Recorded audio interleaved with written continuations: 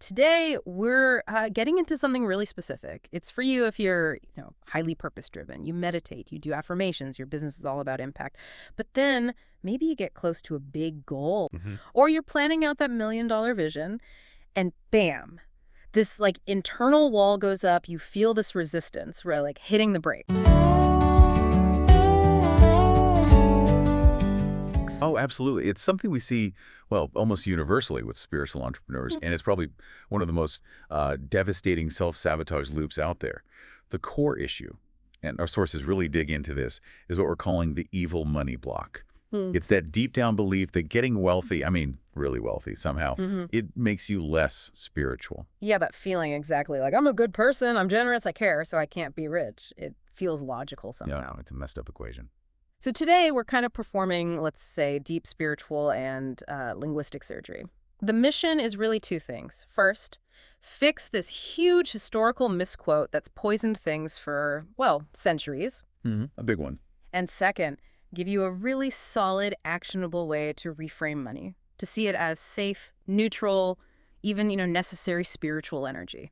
Okay, so to start, we really need to understand how this self-sabotage works, why it happens.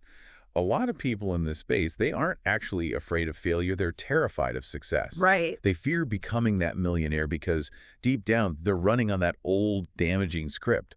Money is the root of all evil. And the sources point out this isn't just like a simple fear. It creates this massive cognitive dissonance inside. Exactly. Cognitive dissonance is the perfect term.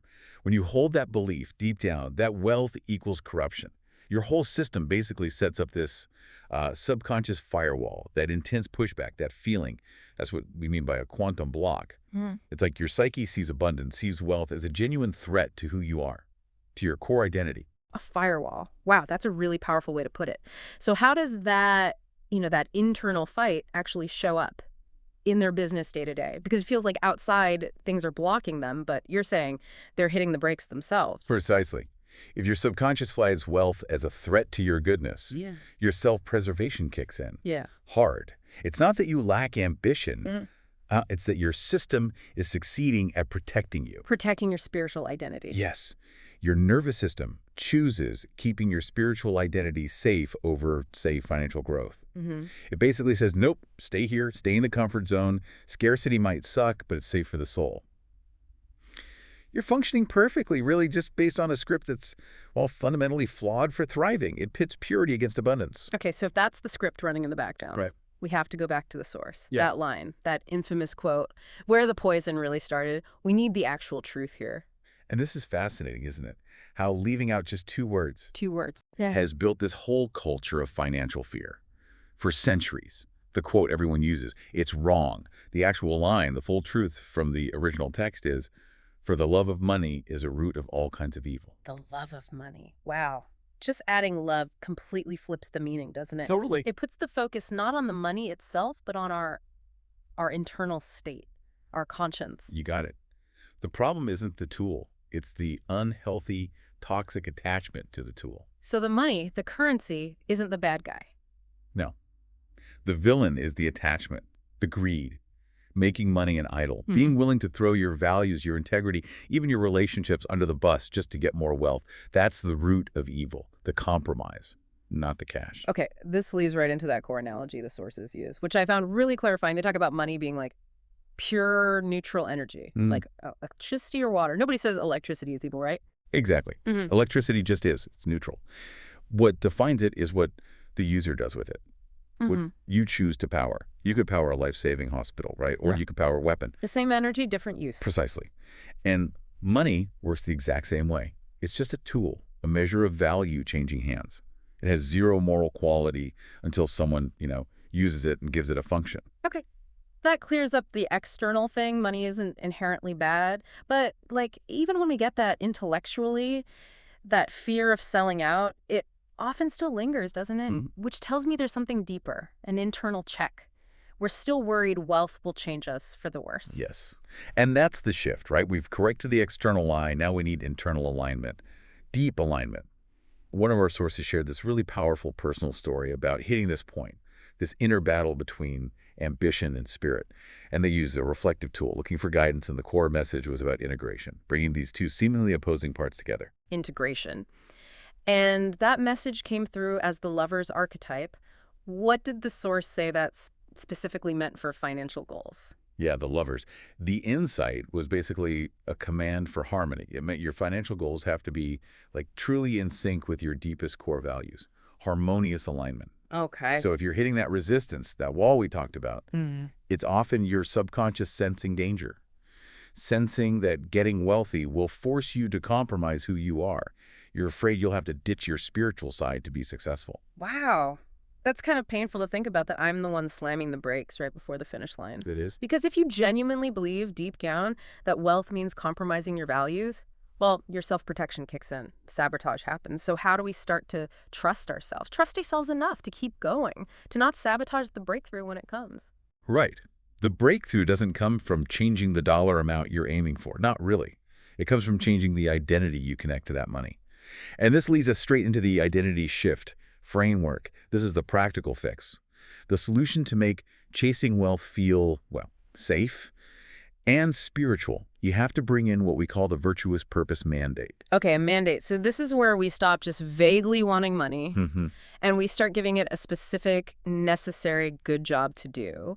We have to consciously, like really explicitly attach an ethical purpose to the wealth we want to attract. Yes. You're essentially telling your subconscious, hey, this money isn't just for me to like buy stuff. This is fuel for the mission. It moves the focus off personal gain. Completely off personal reward. Right. And the sources give some really clear examples. You can see the difference between a weak intention, the kind that triggers that block, and a powerful virtuous mandate. Okay, let's hear the weak one first. The one that feels self-serving and hits the brakes. Okay, weak intention. I want $10,000 so I can like be free and quit my job. It's all about escape. Feels small. Compare that to a virtuous mandate. This is about creation, about impact outside yourself. I call in $100,000 this quarter to fund 3 full scholarships for my program, Okay. directly creating 3 other spiritual entrepreneurs who will then go on to impact thousands. See the difference? Big difference. The money has a job beyond you. It immediately serves a higher function. It's not about personal consumption. Give us another one, another powerful, maybe altruistic example. Sure. How about I call in my first million to provide financial freedom for my parents, Oh, yeah. to secure their legacy, fulfilling my highest value of family care. So it reframes the goal. It's not selfish accumulation anymore. It's like generational service. Exactly. This shift in intention, that's the key. Suddenly, pursuing money isn't about you, the consumer. It's about the positive, virtuous impact you're set up to create in the world, or maybe just for your family. You stop being a money chaser. Instantly, you transform into a virtuous impact investor, investing in your community in the future. Okay, that framework makes a lot of sense for, say, coaches or service providers. The impact is kind of obvious. But what about someone, who makes physical products? How do they define their ethical goal, their high vibration purpose, when they're just like making stuff? That's a really good question. And the mandate doesn't have to be purely altruistic like a charity. It just needs to be anchored in a core value that matters to you. Okay. So for someone making physical goods, the mandate might sound like, I call on this revenue to invest in sourcing 100% ethical, sustainable materials, thereby setting a new standard for ethics in my whole industry. That's impact. Right. Or maybe. I call on this profit to hire 10 people from my local community and pay them a real living wage with great benefits. Okay, got it. The shift is always away from ego-driven getting towards value-driven creating or contributing. And this framework, this big shift in identity and purpose, that's what your subconscious finally gets on board with. And maybe, what the universe responds to. It makes going after wealth feel okay, feel necessary, even spiritual, because it's tied directly to your best self, your highest purpose. It aligns your bank account with your impact. Simple as that. Okay, let's quickly recap this, lock it in for everyone listening. We covered 3 really key actionable things from this deep dive. First, correct the lie.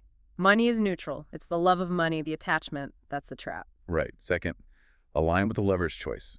Make sure your money goals are truly deeply in sync with your core values. No perceived compromises. So wealth feels like an extension of your integrity, not a threat to it. Exactly.